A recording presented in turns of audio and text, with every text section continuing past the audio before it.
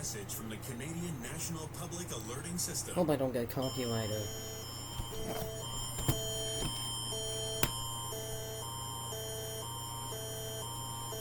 Ontario Amber Alert in effect.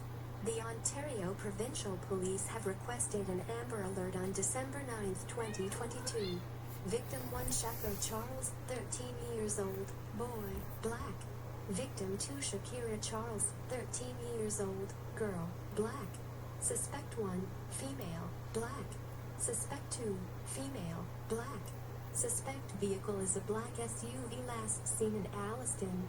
If observed, call 911 https Wait a minute. //amberalert.up.com.